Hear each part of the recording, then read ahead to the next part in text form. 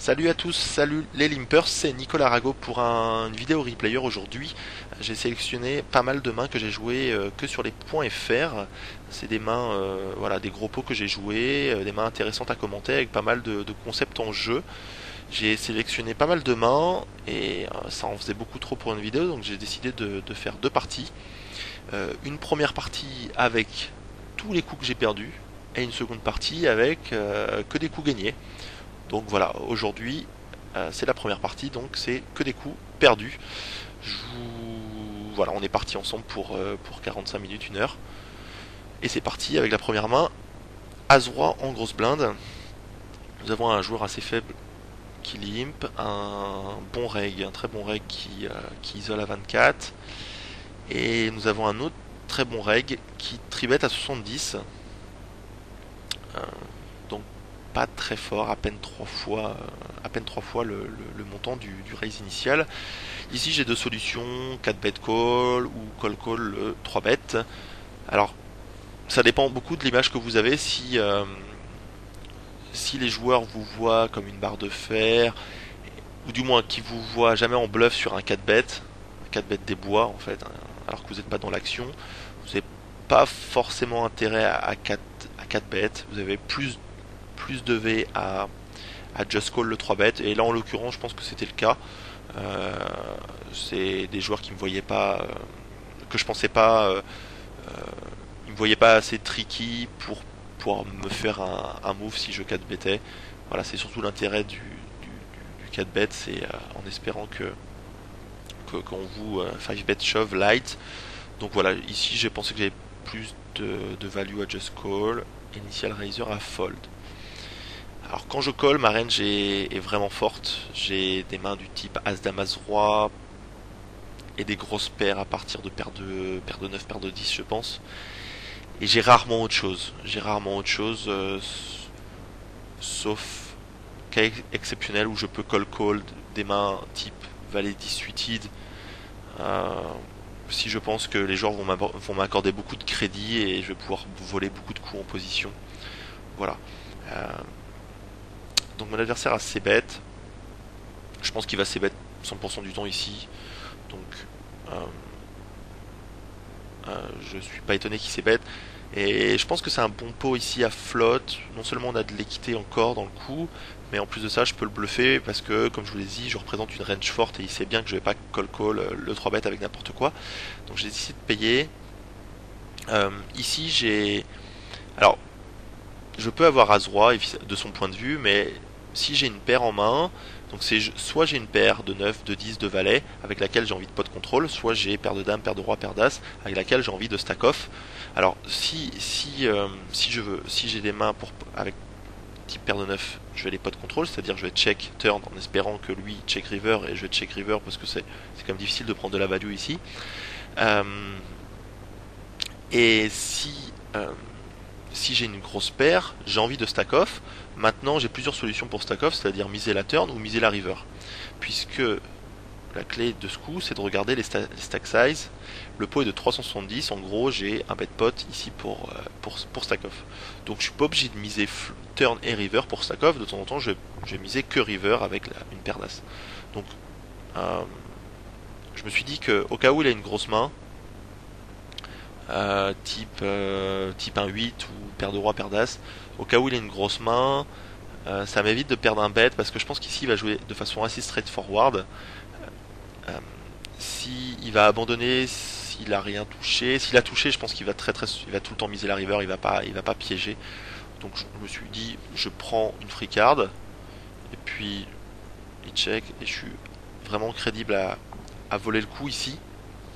Je pense qu'il peut folder des mains comme Dame Valet, n'importe quelle dame. Roi Dame, bon, c'est un des rares spots où avec Roi Dame on peut fold ici dans un pot 3 bêtes. C'est dans cette situation où j'ai call le 3 bêtes. C'est vraiment pas évident à payer ici avec Roi Dame à sa place. Moi, si j'avais par hasard Dame Valet suité, je vais pas value better ici puisque ma range projetée elle est forte en fait. Plus votre range est forte, moins vous vous avez intérêt à value bet contre un bon joueur évidemment, le bas de votre range, et Dame Valet c'est clairement le bas de ma range ici, de value bet. Donc j'ai décidé de miser, en sachant que bon, j'ai jamais misé avec paire de 9, paire de 10, paire de valet, voilà, en espérant lui faire fold des mains qui me battent. Il aurait pu toucher un 4 ou un 5 par chance, des mains comme Roi 4, Roi 5, avec laquelle il aurait pu tribet, ou paire de 2, paire de 3, etc. Avec laquelle je pense qu'il va fold sans problème. Donc ici j'ai intérêt à transformer ma main qu'a la showdown value en bluff, je pense que c'est plus optimal. Malheureusement je me suis fait call par Roi Dame off. C'est un call qui est pas forcément évident quand même, hein, parce que je fallu bet rarement moins bien, et voilà. Ok, il y a des draws flop, mais comme on a dit, ma range pré-flop est composée de mains fortes. 95% du temps, 90% du temps, donc c'est un call.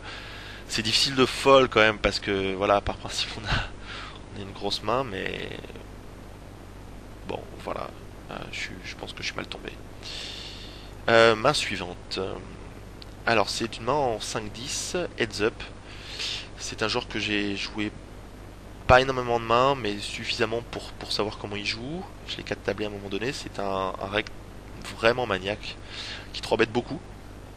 3 bet à 20% du temps, donc clairement ici c'est Dame 10, c'est un, c'est une main avec laquelle je vais call les tribets.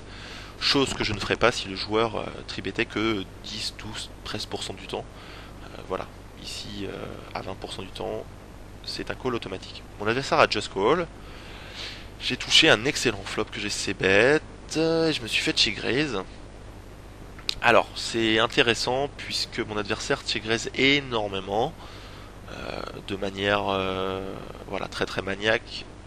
J'ai regardé ses stats. Il a 27% de check raise en moyenne sur toutes les streets. Ce qui est vraiment très gros. Et au flop, il a 37% de check raise. Donc ça veut dire... Quelqu'un qui check raise autant, ça veut dire qu'il va tout le temps check raise toutes ses draws, dès qu'il a des cut shots, dès qu'il a des overcards, il va check raise. Parce qu'évidemment, s'il a strictement rien, bah, il va plutôt les fold. Il va garder ses mains où il a l'équité pour check raise. Et il va beaucoup check raise, je pense, j'imagine, des top pairs, bon kicker, etc.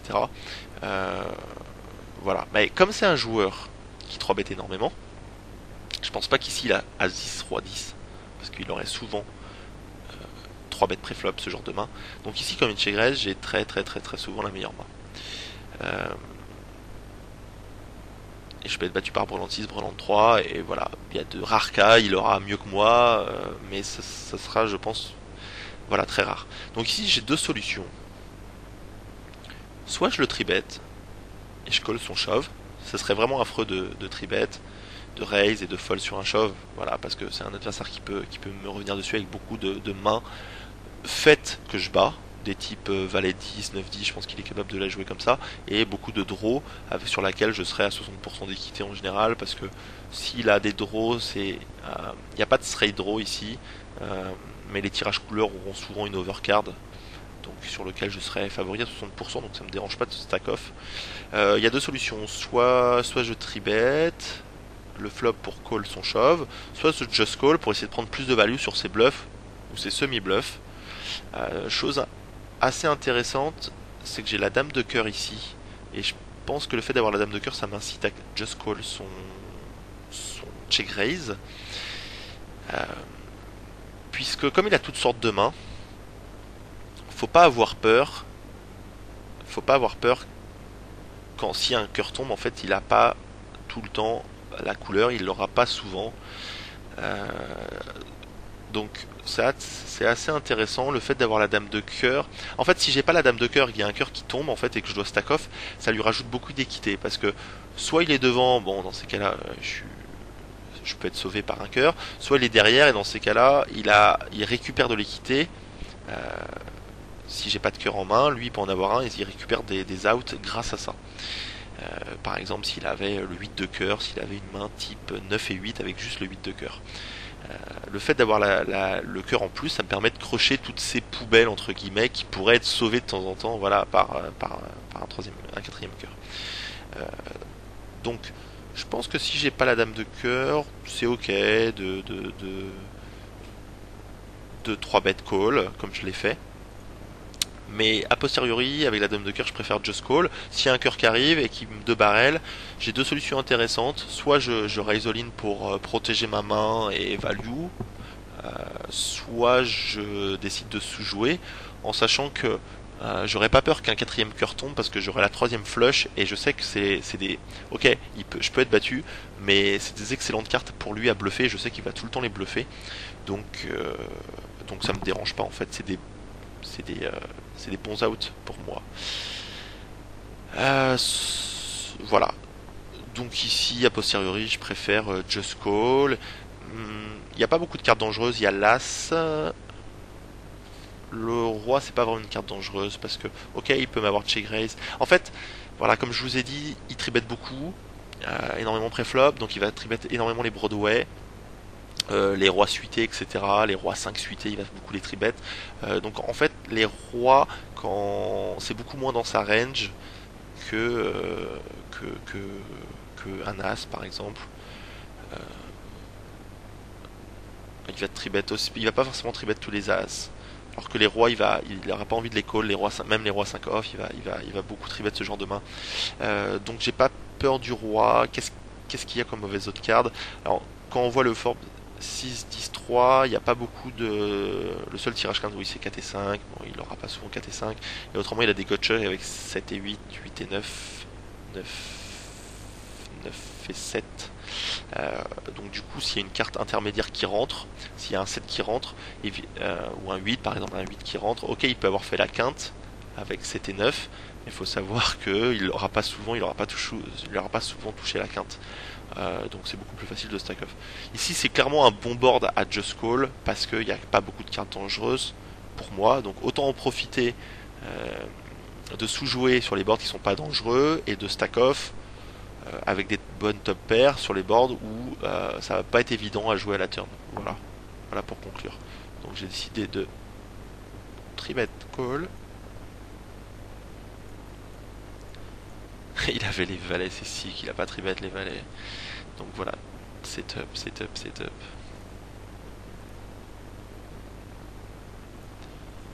Et je pensais pas qu'il aurait pu call les valets, maintenant je le sais, donc sa range est euh, d'autant plus polarisée sur ces 3 bêtes. Une autre main contre le même joueur. Alors, je vais juste faire une petite parenthèse, je n'ai pas parlé tout à l'heure, mais contre un joueur qui check raise beaucoup, il va falloir trouver des adaptations. Puisque si vous continuez à c-bet 100% des coups, bah, vous aurez l'air malin parce que à chaque fois que vous bluffez et que vous avez rien, vous allez souvent fold. Et puis vous allez être plutôt mal, plutôt dans... Ça va pas être facile à jouer avec des mains type troisième paire. Donc contre un joueur qui check raise énormément, va falloir diminuer son pourcentage de c-bet. C-bet un petit peu moins quand vous avez rien, de temps en temps, mais pas tout le temps. Et arrêtez de c-bet des troisième paires, voire des deuxième paires mauvais kickers. Encore plus sur les boards draw, oui, parce que votre adversaire va vous check raise, barrel, et ça va être difficile de jouer des deuxième paires. Donc vaut mieux les check back et essayer de prendre de la value sur les streets plus tard. Turn and river, votre adversaire peut bet 2 fois par exemple. Voilà. C'est une des adaptations à faire, et tant que votre adversaire ne s'aperçoit pas que vous CBT moins, et ben il va continuer à check raise énormément et à s'empaler sur une range qui est forte. Donc il va essayer de bluffer une range qui est plus solide que la moyenne, donc ça va être une erreur assez importante. Voilà, ici, évidemment, je check raise, je c-bet puisque j'ai une belle main. Il me check raise.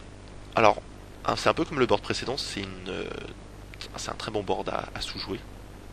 Surtout quand la plus haute carte est un roi, puisqu'il n'y a qu'un as qui permet d'avoir une overcard à la turn de la river, donc ça diminue les probabilités d'avoir des... Bon, c'est beaucoup plus facile à jouer et plus facile à sous-jouer. Voilà, donc j'ai essayé de just call. Ici, il y a un 4 qui est arrivé, mon adversaire a 2 barrels, comme il le fait relativement souvent. Donc, évidemment, je suis content ici quand il me 2 barrels, parce que comme je vous ai dit, il check raise énormément, donc beaucoup de mains type... alors il peut avoir des Aïssa, il peut avoir strictement rien, il peut avoir des mains, des gutshots comme 9 et 10, il peut avoir des open-ended type 7 et 5, 7 et 9, il peut avoir peut-être des mains comme 6 et 7, 6 et 5 qui décident de check raise et les jouer agressivement. Donc voilà, il y a toutes sortes de mains. Et comme je vous l'ai dit, il 3 bet beaucoup. Donc toutes les mains type roi, dame, roi, valet, valet check raise. Voilà. Je pourrais être battu ici par brelan, flop, ou des mains type roi 8, roi 6, 8 T. A priori, il va pas payer avec roi 8, roi 6 off. Bon, du coup, ça fait pas beaucoup de mains parce que roi 8 et roi 6, en sachant que j'ai le roi de carreau, ça fait 3 combinaisons de roi 8 suité et 3 combinaisons. Euh,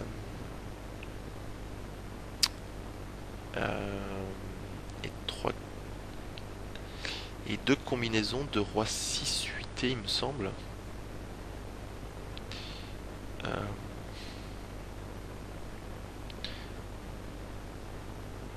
Non, non, pardon. Il y a 2 combinaisons de roi 8 suité et 2 combinaisons de roi 6 suité. Parce que comme j'ai un roi, en fait, il reste plus que 2 rois dans le paquet. Donc, donc voilà.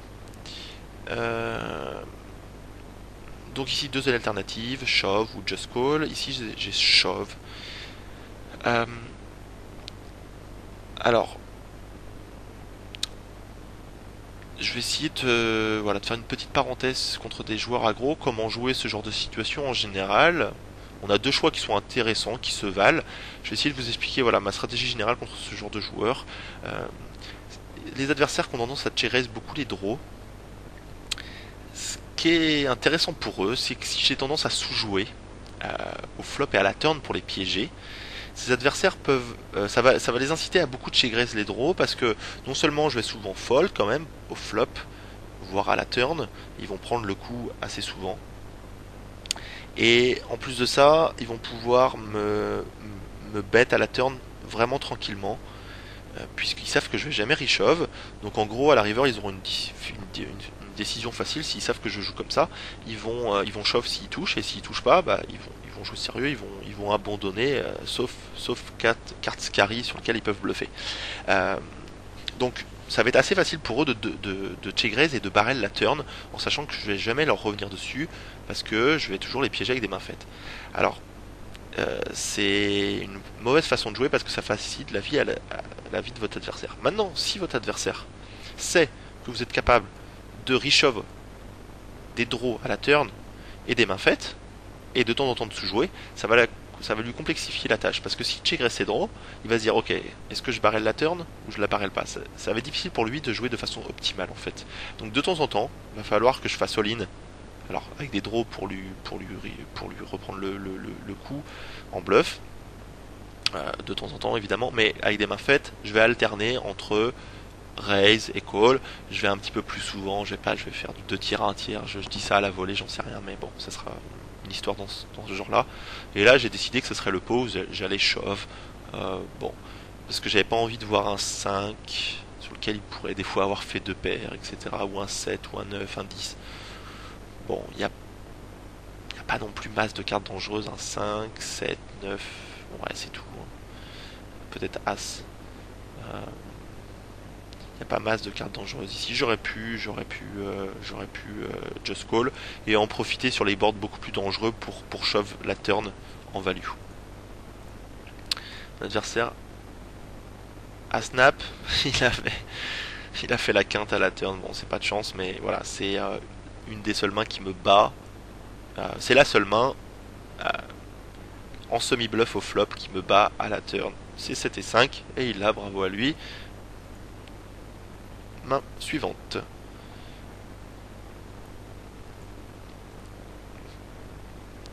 Alors, on joue une partie en 3-6, non 5-10 pardon, 5-10 avec le joueur qui a la position sur moi et qui m'a tribet à 105, c'est un bon joueur. Un reg tout à fait décent pour la limite. Non, c'est plutôt un joueur de 3-6 il me semble. Voilà, donc là il joue en 5-10, c'est un joueur qui a position sur moi et qui est vraiment très agressif. En 3-4 en lead, il a 20, un peu plus de 20% de 3 bêtes. Donc en général, je vais plutôt fold avec des mains comme Dame 10 suited hors position. Ce serait en position, j'aurais tendance à call beaucoup plus facilement. Voilà. Mais ici, j'ai un profil de joueur qui est vraiment particulier. euh, qui tribet vraiment, vraiment, vraiment souvent. Donc j'ai décidé de coller pour value cette main-là, en sachant que comme il a une range de tribet qui est assez large, va falloir que derrière j'en profite. Comment dire, le désavantage de la position, puisque je suis hors position, va falloir que je le compense par le fait de pouvoir de temps en temps jouer agressivement certains boards et lui voler les coups. Voilà. Donc c'est dans cette optique-là que je paye à la fois la valeur de ma main et pour pouvoir essayer de l'outplay. Euh, toucher un bon board. Alors là c'est intéressant, c'est un truc que je fais quasiment jamais, le donk bet dans les pots de 3 bêtes. Et là ça serait une. Ça a l'air d'être un bon candidat, mais bon. Euh, c'est pas forcément évident à équilibrer, donc j'ai choisi la solution classique de check, mon adversaire a bet. Ici j'ai pas très bien joué il me semble. Là j'ai regardé la main tout à l'heure mais ça m'a pas sauté aux yeux. Ici ça me saute aux yeux maintenant. C'est un joueur qui a la position, il va beaucoup de barrel. Et euh, il va surtout barrel mes outs en fait. C'est-à-dire la flush, le 10 qui overcard et la dame. Alors si la dame sort par exemple, si je check call et que la dame sort mal à turn, je peux même me permettre de sous-jouer. Si le 10 arrive, c'est un peu plus chaud parce qu'il y a beaucoup de cartes dangereuses du coup qui peuvent arriver. Mais là, c'est vraiment un coup intéressant à check call. Et si 2 barrels la turn sur une brique, je pense que je peux tirer Zolin. Ouais, c'est intéressant. Je pense que c'est intéressant. C'est bien meilleur que de raise ici pour stack off. C'est ce que j'ai fait en fait. Donc clairement, a posteriori, j'ai fait une erreur. J'aurais dû check call parce que j'ai beaucoup de value sur la flush, sur laquelle il peut barrel et même 3 barrels. Voilà. Et sur la dame et le 10.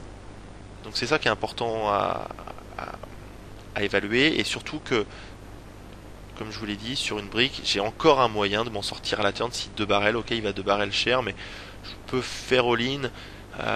Je suis pas très content quand je suis payé, mais j'ai quasiment tout le temps 33% d'équité, donc il suffit qu'il fold une fois sur 4 pour que le check raise soit intéressant. Et puis ça l'évitera de barrel beaucoup moins facilement plus tard. J'ai décidé ici de raise pour stack off assez fort, et ouais, c'est une erreur. Du moins, c'est pas EV-, mais j'ai clairement mieux dans ce coup de check call. Voilà, c'est clairement mieux. Il m'a check, il a bet call. J'aime pas trop ça. Il a pas shove, donc je sais qu'il est capable de sous-jouer une grosse paire ici. Il peut avoir une main un peu bancale, type un 7 en main, 7 et 8, une main comme ça, As-4 peut-être. Euh, ici, euh, j'ai shove. Pour que le shove soit rentable, il faut pas il faut pas qu'il fold très souvent. Euh, je pense qu'il faut qu'il fold une fois sur 3 pour que ça soit rentable en fait. Même moins une fois sur. Même pas une fois sur 4 peut-être. Qu'est-ce que je dis? Non, même pas. En fait, j'ai les codes directs parce que. Bon, là il attend qu'il a call en fait. 758. Moi je peux très bien avoir 3 bêtes. 3 bêtes. Raise le flop avec un roi en semi-bluff et avoir touché. Et lui, il a une main qui est pas évidente. Il a valet 9 ici.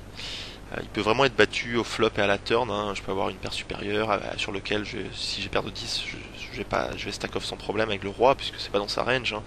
Donc j'ai pas du tout peur du roi. Ça touche. Il y a plus de chances que moi ça touche que lui. Euh, donc après, il a fait un call tendu, je pense. Et au flop, pardon, à la turn, bon, flop c'est un flip, hein. Voilà, j'ai 40% d'équité contre sa main. Euh, donc clairement, même si je sais qu'il me call, ici j'ai les codes pour shove, même si je sais qu'il va tout le temps me call, si je vois sa main, faut que je shove tout le temps. Euh, voilà. Cumulé avec le fait que des fois il va fold, c'est un easy shove ici. Ce serait très mauvais de check call. Là du moins il y a meilleur que check call. Alors ici je joue contre... Ah, on a vu ses cartes. Désolé. C'est de la 10-20 contre un joueur qui est vraiment très faible. Donc j'avais remarqué qu'il donc bêtait souvent des poubelles, surtout quand il faisait donc bet pot. J'ai pas vraiment d'intérêt ici à raise, il peut avoir toutes sortes de mains, strictement rien, voire des draws, semi-draws, des semi-bluffs, pardon, des draws, voire des très mauvais draws, type gutshot, 8 et 9, etc. Donc, alors c'est un joueur qui est maniaque, donc clairement ici, j'ai pas trop d'intérêt à raise, et voilà. Je vais prendre de la value sur tous ces bluffs. Ça me conforte dans l'idée qu'il a sûrement un draw ici, parce qu'il pote, qu'il a pas envie que je le raise. C'est vrai que ici les stack size sont, même s'il a pas trop conscience de ça, mais les stack size sont pas terribles pour moi, parce que si je raise c'est pour shove en fait, du moins c'est pour me commit. Donc euh, il a pot, je suis content en fait. Le roi je sais qu'il l'aura rarement et je sais qu'il fonctionne au premier degré, donc il va se dire ok, le roi c'est une carte dangereuse, je vais l'attaquer pour la bluffer, ça va lui faire peur. Voilà, il fonctionne vraiment au premier degré, donc c'est plutôt une bonne carte, ça me conforte dans l'idée qu'il va souvent barrel et ça touche pas du tout les draws, c'est ni un trèfle, ni une carte qui aurait pu toucher une gutshot. Donc voilà. Donc je suis content de payer ici, aucun intérêt à raise, doublette du roi, c'est génial, ça diminue la chance qu'il ait un roi. Ici il est capable de value un peu n'importe quel valet, je crois qu'il sait pas trop ce qu'il fait, il a overbet shove, j'y colle très très vite, parce que je pense qu'ici je suis devant, je sais pas, 75% du temps, j'en sais rien, mais bon. Et malheureusement il avait roi 8 off, il a vraiment, vraiment chaté le spot. Euh, mais aucun regret ici. On peut pas avoir peur de chaque Scary card, puisque pseudo Scary card, voilà. En fait, ça n'en est pas une, mais pour le joueur lambda, une overcard, c'est toujours une Scary card. Alors, si tel est le cas, si votre adversaire, c'est ce qu'il pense, va falloir beaucoup plus bluffer les pseudo Scary cards, puisque contre un bon joueur vous pouvez pas vous permettre les pseudo scary cards qui ne le sont pas finalement, vous pouvez pas en abuser parce que l'adversaire est un bon joueur qui va savoir faire la part des choses. Voilà, donc contre un joueur qui n'en a pas conscience, qui va avoir vite peur de ces pseudo scary cards, il faut en profiter pour beaucoup plus bluffer et, et il faut en profiter pour beaucoup plus catcher ses bluffs parce que lui va penser que c'est une bonne carte pour bluffer. Voilà, petite parenthèse. Alors, de la 10-20 ici, contre un en 30 lead avec un bon reg. Un bon reg qui me tribette. J'ai paire de 8. Ici la game est vraiment un gros. Alors il a un gros stack et on joue 2500 dips, c'est-à-dire 130 BB dips. C'est un petit peu profond pour 4 bet call. Si on était à 100 blind dips, ça me dérangerait. Ça me dérangerait moyennement, on va dire, de 4 bet call. Parce que la game était assez crazy. Euh, bon, en tout cas, le move standard ici, c'est de just call évidemment. Et mon adversaire a bet la moitié du pot, 188 dans 374, et on joue 2500 derrière. Ici, j'ai plusieurs options valables, le raise et le call. Alors, je vais essayer de vous expliquer les différences. C'est vrai que si je call, c'est dans l'espoir de prendre plus de value sur des mains que je bats, qui pourraient de barrel, et sur lesquelles je pourrais call ou shove. Donc ça c'est un des avantages du call. Un des désavantages, c'est que mon adversaire peut toucher une carte qui pourrait le sauver. Et en plus de ça, il y a plusieurs cartes qui pourraient peut-être tuer l'action ou alors me faire fold, qui pourraient me rendre la tâche plus difficile à la turn, type un as, un 3, un roi. Et puis les cartes entre le 9 et la dame, c'est possible qu'il ait touché, donc c'est pas évident à jouer, même si ça me dérange pas forcément plus que ça. S'il y a un valet qui arrive, ok, je paierai la turn. L'avantage du raise ici, c'est que mon adversaire peut être tenté de push pas mal de as, as roi, as dame, as valet, as 10, voire as x ici. Faut savoir que si je stack off préflop paire de 8 contre As-Roi ou As-Dame, j'ai 60% d'équité, ce qui n'est pas énormissime. Donc en gros, mon adversaire a un bon risque reward pour repush ici. Euh, alors le corollaire, ce serait qu'il faudrait éviter de trop raise ce genre de board pour fold sur le shove. Parce que si vous le faites trop souvent, votre adversaire il va tout le temps vous shove dès qu'il aura un as, avec un très bon risque reward, parce que vous allez folder très souvent, le pot est vraiment gros, hein, il y a déjà 1200 au milieu, en sachant que quand le joueur avec as dame as roi et call, bah, il a une équité de 40%, donc c'est vraiment correct. Alors si vous le faites trop souvent, si vous faites trop de raise fold ici, c'est vraiment très exploitable, donc il faut faire attention. Alors ici j'ai décidé que ma main était souvent bonne puisque la game était très aggro, il 3 bêtait je sais pas à 20% du temps, donc je me suis dit sur ce genre de board je suis souvent bon, en sachant qu'il va stack off plein de mains que je bats, voire des mains voilà type As 4, As 5, As Dame, As Roi, etc. Voir toutes les paires, paire de 6, paire de 7, voire au-dessus, bon, dans ces cas-là je serais battu, mais je suis quand même rarement battu je pense au flop. Donc j'ai décidé de 3 bet call. Contre des joueurs qui sont beaucoup plus straightforward, je pense que c'est plus intéressant de just call. Ici, en espérant de prendre un bet de value à la turn. Voilà. J'ai décidé de... Donc évidemment quand je raise c'est pour snap ici. Pardon. Donc plutôt des bonnes cartes. Mon adversaire a paire de 9. J'aurais préféré qu'il me montre les as. Mais juste paire de 9 quoi, histoire de dire que je run assez bad, voilà. Donc je pense que dans une game très aggro, ça reste un setup. Évidemment, si vous jouez en NL50 avec des joueurs passifs, ce serait une erreur, encore une fois, de stack off ici par de 8. Puisque vous allez jamais, comment dire, quand vous allez payer le shove, vous allez toujours être derrière, quasiment tout le temps en fait. Maintenant, c'est vrai que sur les points FR, c'est un petit peu différent. Les games sont très aggro, les règles sont très aggro, même sur les petites limites.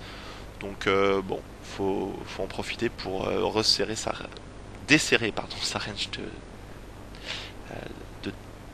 de stack off. Dame Valet off, un adversaire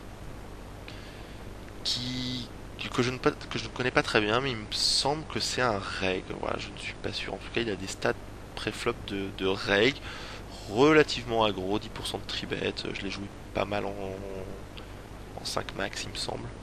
Donc voilà.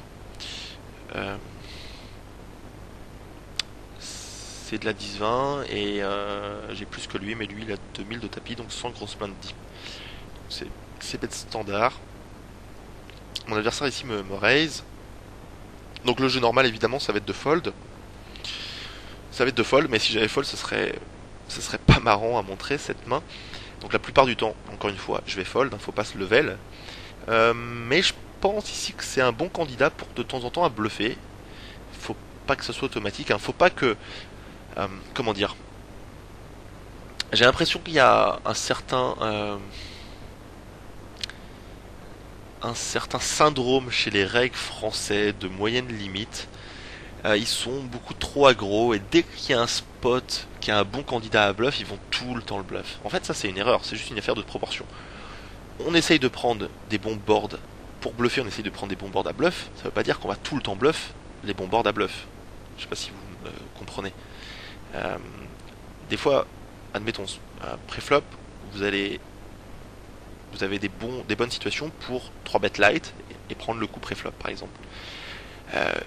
Évidemment, vous n'allez pas 3 bet light dans les mauvaises situations. Vous allez le faire dans les situations qui vous semblent vraiment EV+. Ça ne veut pas dire qu'à chaque fois que vous avez cette situation-là, il faut en profiter, parce que là, vous allez devenir exploitable. Si vous le faites tout le temps, bah, les joueurs vont s'adapter, et la plupart du temps, s'ils sont un minimum bons, et ils vont vous contrecarrer, ça va pas être... vous allez faire des moves qui sont EV- du coup, si vous le faites tout le temps. Donc voilà, la petite parenthèse, c'est qu'il ne faut pas trop abuser, c'est juste une histoire de fréquence.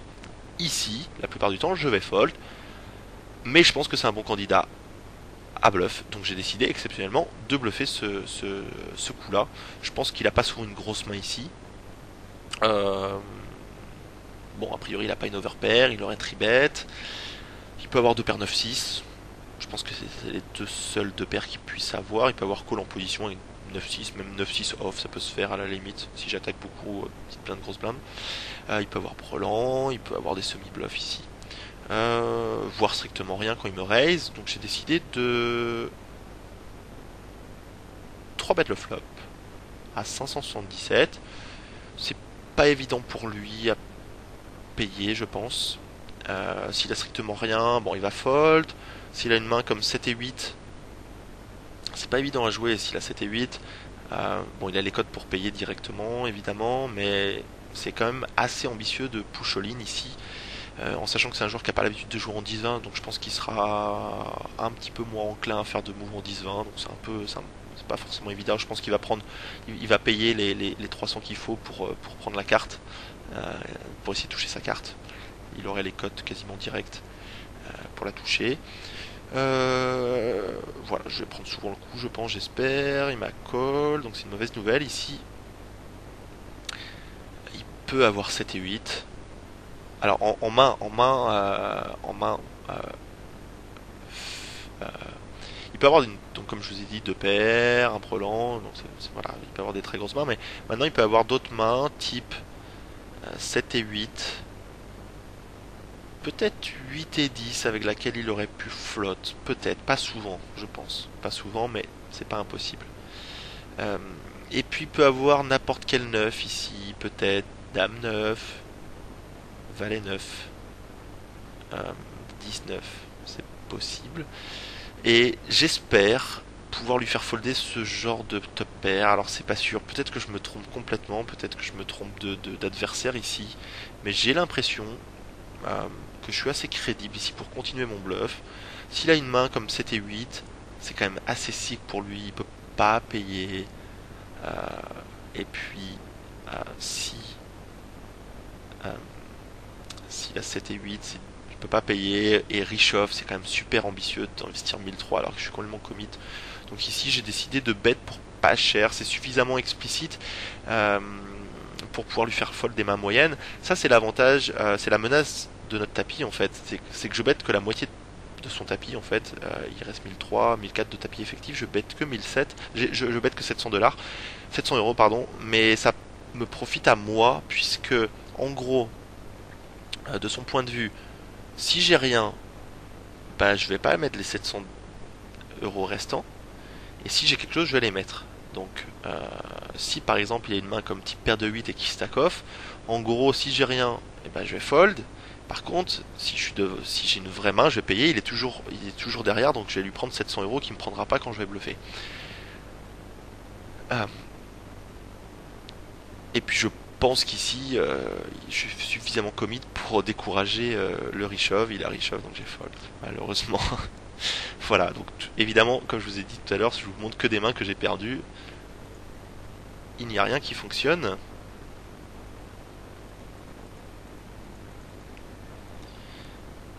Euh,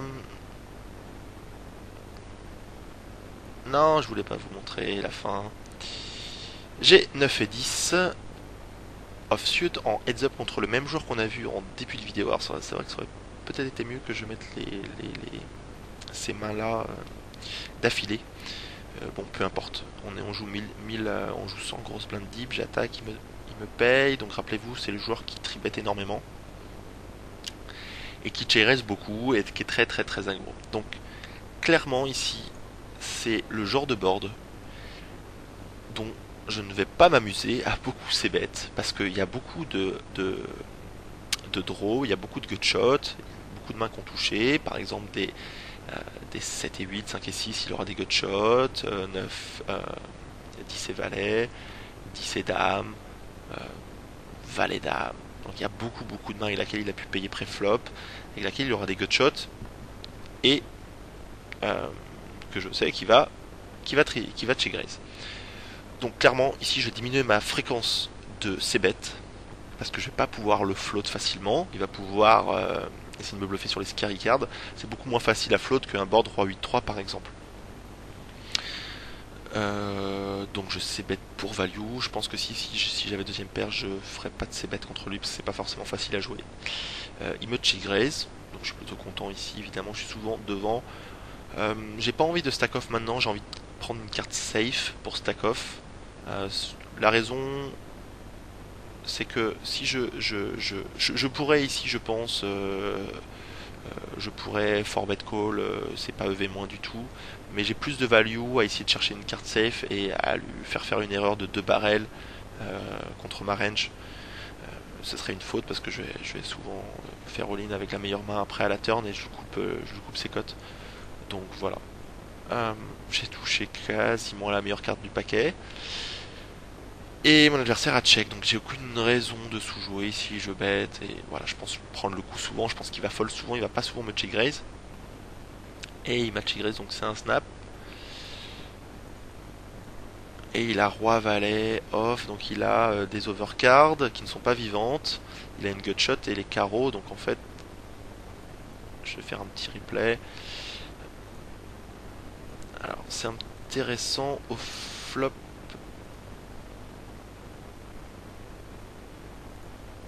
Au flop, j'ai 74% d'équité. Il me check raise avec 2 overcards. Alors c'est marrant parce qu'il me tribet beaucoup, il m'a pas tribet avec roi valet suited. C'est assez marrant. Euh, je pense qu'il est 3 bêtes, une range qui est très très polarisée entre grosses mains et beaucoup de poubelles.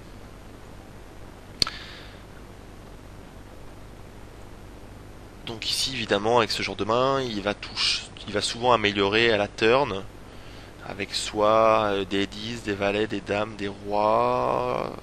Soit il va toucher, soit il va améliorer son équité, des carreaux, etc. Donc c'est une main intéressante à check raise. Voilà, c'est juste une histoire de proportion. Il pourrait check call de temps en temps et faire un move à la turn. Voilà. Alors ici, moi j'aime pas trop son move en fait. J'en discutais tout à l'heure avec un pote de cette main. On était d'accord sur le fait que c'est le genre de main, c'est un bon candidat à 2 barrels ici, puisqu'il a une très bonne équité. Je pense qu'il peut 2 barrels à 300 et call le shove, en sachant qu'il a il a 32% d'équité, donc si en gros il bet 300 et que je shove, il a 600 à payer dans un pot qui fait 2000, donc il a les cotes, pour payer. Et je préfère ici 2 barrels, ce genre de main. Euh, qui ont de l'équité pour coller le shove en fait. Euh, son check raise est assez ambitieux parce que je pense que je vais pas souvent fold ici. Euh, Ici, si je de barrel, en fait, j'ai beaucoup de mains assez bancales à jouer. Euh, Par exemple, je peux avoir As-9, 9 et 7, 9 et valet. Je peux avoir un peu n'importe quel 9 dans ma range. Et quand le 10 arrive, s'il check back, moi je peux check back et gagner le coup à la river s'il touche pas par exemple. Alors que si bet à la turn et que j'ai une main type As-9, c'est vraiment difficile pour moi parce que je peux être complètement crush ici. Le 10 ça touche vraiment sa range, hein, parce que sa range de check raise c'est, comme je vous ai dit, si on reprend sa range, le 10 va souvent toucher, que ce soit des mains comme 6 et 7, Dame Valet, 10 et Valet, les carreaux plus un 10 par exemple. Donc c'est une carte qui est vraiment très dangereuse pour moi, qui peut avoir touché, pas tout le temps, mais qui va souvent avoir touché. Donc autant profiter pour 2 barrels et me voler le coup, pour me scoop le coup ici. Alors que si check, je peux check back des 9 et essayer de jouer parfaitement contre sa range en fait. Voilà, donc c'est pour ça que à sa place, comme le 10 touche sa range, autant en profiter et bet call. Euh, il est tout à fait crédible sur ce genre de main. Et il a décidé de check raise et de toucher. Ce qui n'est pas une mauvaise solution. Check raise et toucher, c'est pas mal. Est-ce qu'on fait une dernière main? Allez, vite fait. Je me fais tribet. Ah, on voit ses cartes, désolé. Essayez d'effacer de votre mémoire cette main. J'attaque au bouton. Standard, je me fais tribet par un joueur qui est très aggro. Il doit tribet, je crois, à 27% dans cette configuration là. Je crois. J'ai pas beaucoup de mains sur lui, mais dans ce que j'ai sur mon tracker, c'est assez énorme. Donc il tribet énormément. Quand j'open ici, c'est pour le call, jouer agressivement ma main, à la fois la value de ma main et ce genre de situation avec la position. Donc je décide de call. Maintenant, c'est pas du tout mon standard, je vais souvent fold. Je vois beaucoup de règles qui commencent à coller de manière automatique des mains type roi 9 suited, ils collent tous les tribets avec, c'est clairement une grosse erreur. J'insiste sur le mot grosse erreur. Euh, voilà, c'est une affaire de situation et de proportion. Ici, je le fais clairement parce que j'ai mes raisons. Il 3 bet énormément et c'est donc ma main prend évidemment de la valeur par rapport à ça. Donc je paye et je touche le flop magique. Ici deux solutions. Deux solutions. Je peux call ou raise. Raise pour stack off.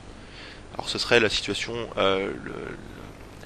comment dire, la solution la plus facile, celle qui nous pose aucun problème pour la suite de la main. Ça ne veut pas dire que c'est la plus optimale. C'est pas parce qu'une solution est plus facile à jouer qu'une autre que forcément c'est meilleur de faire ça. Bon, les games sont tellement aggro de nos jours, les gens chauffent tellement light que j'ai décidé de raise ici. Il sait que je peux le faire en bluff et en fait c'est le genre de main où l'adversaire va stack off avec any pair en se disant que bah, de toute façon il a une équité quand il est payé et puis de temps en temps je vais fold et il y a tellement d'argent au milieu que bon voilà, il faut pas se laisser faire, il faut stack off. Donc c'est l'intérêt de raise des top pairs bon kicker, c'est que on prend de la value tout de suite sur quasiment n'importe quelle paire au flop qu'on prendrait pas forcément plus tard. L'intérêt de sous-jouer, c'est de prendre de la value plus tard sur des bluffs qui pourraient, qui auraient fold, qui auraient strictement aucune équité au flop, type, je sais pas moi, 10 et 8 par exemple, qui voudraient, qui ferait jamais de move ici parce que bon, c'est un peu horrible à push. Mais par contre, si je colle juste, bah, c'est le genre de mains qui peuvent tenter leur chance et barrel à la turn. Donc voilà, il y a le pour et le contre. Ici, mon adversaire est très aggro, donc j'ai décidé de raise. Maintenant, il faut toujours évaluer les cartes dangereuses si vous voulez sous-jouer. Clairement, il y a le 10, le valet, la dame et l'as, ce qui fait pas masse de cartes, ça en fait 4. Et toutes les cartes inférieures, bah, c'est des cartes qui sont faciles à jouer pour moi.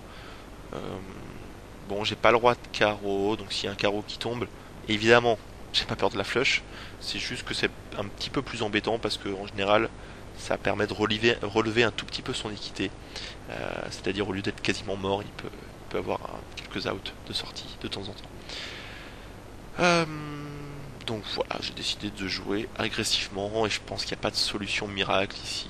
Il n'y a pas de ligne miracle, il faut essayer d'alterner de temps en temps.